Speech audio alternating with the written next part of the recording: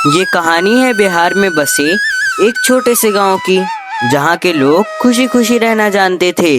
अपना अपना घर चलाने के लिए कड़ी धूप में भी खेतों में काम किया करते थे और बाजार में छोटे मोटे दुकान लगाकर अपना घर चलाया करते थे। इसी गांव में एक दिन दो भाई आते हैं। वो इस गांव में काम की तलाश में आए थे और रहने के लिए मकान की तलाश में इधर उधर भटक रहे थे। बहुत देर भटकने के बाद भी उन्हें कहीं भी मकान नहीं मिलता। तभी उन्हें गांव का एक आदमी दिखता है, तो वो दोनों उस आदमी से कहते हैं, अरे भाई जरा सुनना, हम दोनों इस गांव में काम की तलाश में आए हैं और रहने के लिए मकान की तलाश में इधर उधर भटक रहे हैं, लेकिन हमें कहीं भी मकान नहीं मिल रहा। क्या तुम इस मामले में हमारी कोई मदद कर सकते हो? भाई तुम दोनों की किस्मत अच्छी है जो तुमने ये सवाल मुझसे पूछा है। तुम्हें पता नहीं होगा कि मैं इस गांव का सबसे अमीर आदमी हूँ। मेरे नाम पर बहुत सारे ढाबे, बहुत सारे मकान और बहुत सारे दुकान हैं। बोलो तुम दोनों को रहने के लिए कितने मकान की जरूरत है? मेरे पास मकान की कोई कमी नहीं है। सेठ जी, हम इस गांव में काम की तलाश में आए हैं, इस वजह से हमारे पास ज्यादा पैसे नहीं हैं। आप एक काम कीजिए, हम दोनों को एक ही मकान दिखा दीजिए, हम दोनों एक ही मकान पर रह लेंगे। हाँ ठीक है, लेकिन उससे पहले तुम्हें मुझे 3,000 रुपए मेरे मकान का डिपॉजिट देना पड़ेगा। उसके बाद ही तुम मेरे मकान पर रह सकते हो। बोलो तुम्हारे पास पैसे तो है ना मुझे डिपॉजिट देने के लिए? हाँ सेठ जी, आप पैसों की बिल्कुल चिंता मत कीजिए। हम आज ही आपको मकान देखने के बाद आपका 3,000 रुपये डिपॉजिट दे देंगे और उसके बाद हर महीने टाइम पर आपका किराया भी दे देंगे। उससे पहले आप हमें अपना मकान तो दिखा दीजिए। अच्छा ठीक है, अब चलो तुम दोनों मेरे पीछे पीछे आओ, मैं तुम दोनों को अपना मकान दिखा देता हूँ। इतना सुनते ही किशोर और वरुण दोनों मिलकर सेठ जी के पीछे पीछे उनके मकान पर चले जाते हैं और वहां जाकर किशोर वरुण से कहता है, अरे किशोर भाई, कितना अच्छा हुआ ना जो हम लोगों ने इस गांव में अपना ढाबा खोलने की सोच ली, क्योंकि हमारे गांव में तो धूप की वजह से सारा पानी सूख गया था, जिससे हमारा धंधा भी अच्छा नहीं चल रहा था। अब तुम देखना, हम इस गांव में आ गए हैं तो हम इस गांव में अपना एक बहुत बड़ा ढाबा खोलेंगे और हमारा धंधा भी बहुत ही अच्छा चलेगा। अरे हाँ किशोर भाई, मैंने तो सोचा भी नहीं था कि इस गांव में हमें रहने के लिए इतनी जल्दी मकान मिल जाएगा। अब तो फिक्र मत कर, जल्दी से मैं जाता हूँ किचन और गर्मा गर्म चिकन चावल बना कर लाता हूँ। फिर हम लोग साथ में मिलकर चिकन चावल खाएंगे और उसके बाद हमें कल काम की तलाश में बाहर भी तो जाना है। क्या वरुण भाई, क्या कहा तुमने? तुम चिकन चावल बना कर लाओगे? तुम्हें चिकन चावल बनाना आता भी है? अरे कैसी बात कर रहे हो किशोर भाई, अपने गांव में तो हम लोग अलग अलग कमरों में रहते थे। मैं तो अपना पैसा बचाने के लिए अपने घर में ही खाना बनाकर खाता था, लेकिन तुम्हें पैसों की कोई चिंता नहीं रहती थी। तुम तो बाहर से खाना मंगाकर खाते थे, जिससे मैंने दो फायदे सीखे। मेरा पैसा भी बच गया और मैंने अच्छा खाना बनाना भी सीख लिया। अरे हाँ वरुण भाई, मुझे तो खाना बनाना ही नहीं आता था, इस वजह से मैं अपना खाना बाहर से मंगा कर खाता था। लेकिन ये तुमने बहुत अच्छा किया जो तुमने खाना बनाना सीख लिया। मैं तो ये सोच रहा था कि हम लोग यहाँ खाना कहाँ खाएंगे। अब मेरा चिंता दूर हो चुकी है, अब हमें खाने की कोई भी चिंता नहीं होगी। तुम्हें तो खाना बनाना बहुत ही अच्छा आता होगा। अरे हाँ किशोर भाई, मुझे बहुत ही अच्छा खाना बनाना आता है। अब तुम इंतज़ार करो, मैं गर्मा गर्म चिकन चावल बना कर लाता हूँ। फिर हम लोग साथ में उस चिकन चावल को खाएंगे और फिर सो जाएंगे। इतना कहते ही वरुण खाना बनाने के लिए किचन की तरफ चला जाता है और खाना बनाने के बाद वो लोग दोनों मिलकर गर्मा गर्म चिकन चावल खाने लगते हैं और खाना खाने के बाद वो दोनों सो जाते हैं।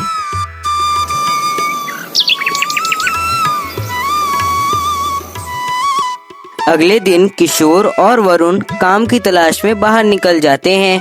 एक तरफ किशोर एक मटन चावल के ढाबे पर जाता है और वहां जाकर ढाबे के मालिक से कहता है, अरे भाई जरा सुनना, मेरा नाम किशोर है और मैं बगल वाले गांव से इस गांव में काम की तलाश में आया हूँ। मैं बहुत देर से इस गांव में ढाबा ढूंढ रहा हूँ, लेकिन मुझे भी कहीं भी एक भी ढाबा नहीं दिखा। मुझे तुम्हारा ही एक ढाबा दिखा है। क्या तुम मुझे अपने ढाबे पर गर्मा गर्म मटन चावल बनाना सिखा सकते हो, जिससे बाद में मैं अपना एक मटन चावल का ढाबा खोल सकूं? अरे भाई, तुम्हारा दिमाग खराब तो नहीं हो गया है? इस गांव में सिर्फ 2 ही ढाबा खुल सकते हैं, एक चिकन चावल का ढाबा और एक मटन चावल का ढाबा, और वो दोनों ही ढाबा बिहारी सेठ का है। तुम इस गांव में नए हो, इस वजह से तुम्हें पता नहीं होगा कि बिहारी सेठ कौन है। तुम्हारे लिए यही अच्छा होगा कि तुम यहाँ से चुपचाप चले जाओ। अरे भाई, ये बिहारी सेठ कौन है और तुम मुझे उसके नाम की धमकी क्यों दे रहे हो? मैं किसी बिहारी से नहीं डरता। अगर तुम्हें मुझे मटन चावल बनाना नहीं सिखाना तो साफ साफ कह दो ना, बिहारी की धमकी क्यों दे रहे हो? आखिर ये बिहारी सेठ मेरा क्या ही कर लेगा? भाई, धमकी नहीं, मैं तुम्हें समझा रहा हूँ। तुम इस गांव में नए हो, इस वजह से तुम्हें नहीं पता होगा कि बिहारी सेठ से पुलिस भी डरती है। इस वजह से मैं तुम्हें समझा रहा हूँ कि अपना ढाबा खोलने की कोशिश भी मत कर देना। उसके बाद तुम ही जानो।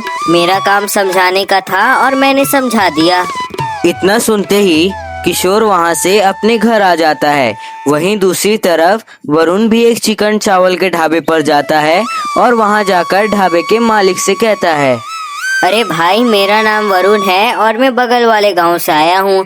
मैं इस गांव में काम की तलाश में आया हूँ और मुझे बहुत ही अच्छा चिकन चावल बनाना आता है। अगर तुम मुझे अपने ढाबे पर चिकन चावल बनाने के लिए दोगे तो तुम्हारे ढाबे पर पहले से ज्यादा लोगों की भीड़ रहेगी और तुम्हारा ढाबा बहुत ही अच्छा चलेगा, जिससे तुम्हारा मुनाफा भी ज्यादा होगा।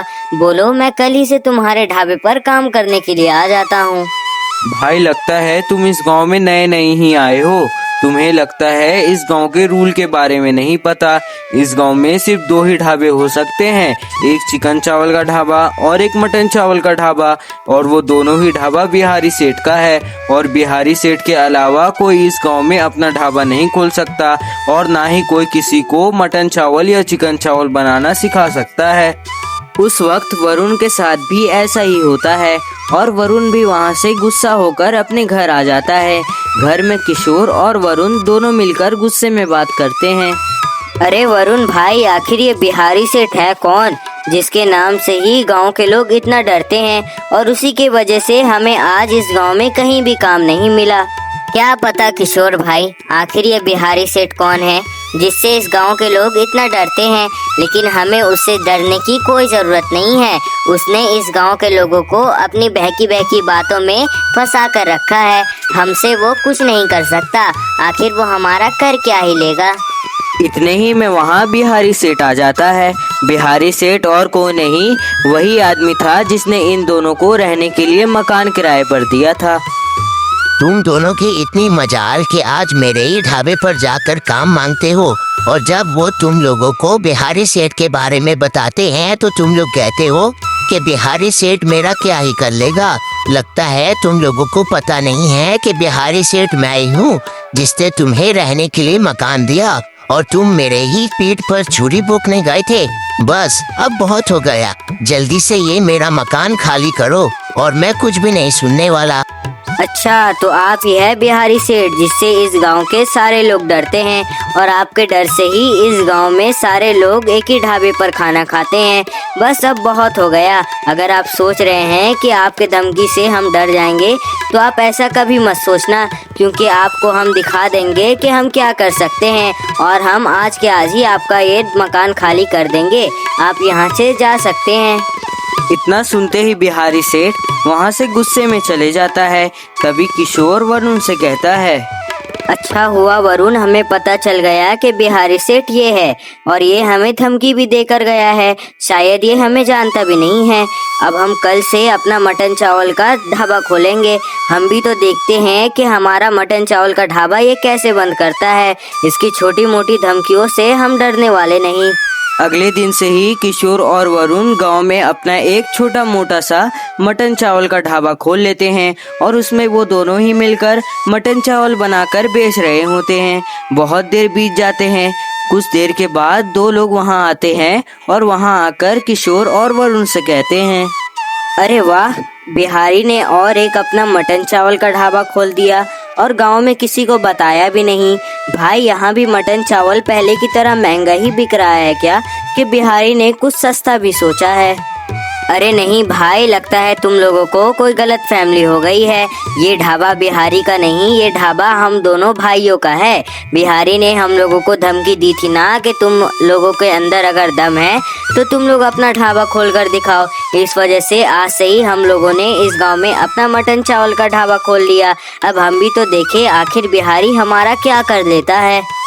क्या भाई, ऐसी बात है क्या? ये बिहारी का ढाबा नहीं है। वो क्या है ना, मैं इतना बड़ा हो गया हूँ लेकिन अभी तक मैंने बिहारी के खिलाफ जाकर ढाबा खोलते हुए किसी को नहीं देखा। इस वजह से मैं थोड़ा हैरान हो गया था। अब तुम लोग जल्दी से मेरे लिए एक एक प्लेट मटन चावल लगा दो, हम भी तो देखे आखिर तुम लोग मटन चावल कितने रुपए बेचते हो और कैसा बनाते हो। इतना सुनते ही बिहारी उन दोनों को गर्मा गर्म मटन चावल दे देता है और वो लोग बड़े चाव से उस गर्मा गर्म मटन चावल को खाने लगते हैं। बहुत देर बीत जाती है। कुछ देर के बाद वहाँ बिहारी अपने एक आदमी को लेकर आता है और वहाँ आकर किशोर और वरुण से गुस्से में कहता है, अरे किशोर, तेरी इतनी मजाल के मेरे मना करने के बावजूद भी तूने इस गांव में अपना मटन चावल का ढाबा खोल लिया। अब तू जल्दी से अपना मटन चावल का ढाबा बंद कर ले। ऐसे ही मेरा मूड आज सुबह से ही खराब है। ऐसा ना हो कि मैं तेरी और तेरे दोस्त की पुंगी बजा दूं। हाँ, अरे बिहारी भाई, हमें तो लगता है कि हमें अब पुलिस को बुलाना ही होगा, क्योंकि अब तो तुम हमारे पास गुंडा लेकर आ गए हो। धारा 121 के तहत तुम्हें 5 साल की जेल हो सकती है। पहले तुम सोच लो कि तुम इस गांव में गुंडागिरी करोगे या हम लोगों को इस गांव में ढाबा लगाने दोगे, नहीं तो फिर तुम्हारे साथ ही पुंगी बच जाएगा। हाँ, अरे किशोर भाई, तुम अभी तक नहीं समझे। मैं तो तुम्हारे साथ मजाक कर रहा था। चलो अब मैं चलता हूँ, तुम आराम से अपना ढाबा लगाओ। अगर तुम्हें कोई दिक्कत होगी तो मुझे जरूर बताना, मैं तुम्हारी मदद करने के लिए हर वक्त हाजिर रहूँगा। इतना कहते ही बिहारी अपने गुंडों को लेकर वहां से जल्दी जल्दी चला जाता है। उस दिन के बाद से ही किशोर और वरुण आराम से उस गांव में अपना मटन चावल का ढाबा लगाने लगते हैं। कोई भी उन्हें रोकने वाला नहीं था और उनका मटन चावल बहुत ही स्वादिष्ट रहता था और बहुत ही सस्ता भी रहता था। इस वजह से गांव के सारे लोग उन्हीं के पास आकर मटन चावल खाया करते थे, जिनसे उनका ढाबा बहुत ही अच्छा चलने लगता है और उनका मुनाफा भी बहुत ही अच्छा होने लगता है और वो लोग खुशी खुशी अपना धंधा संभालने लगते हैं।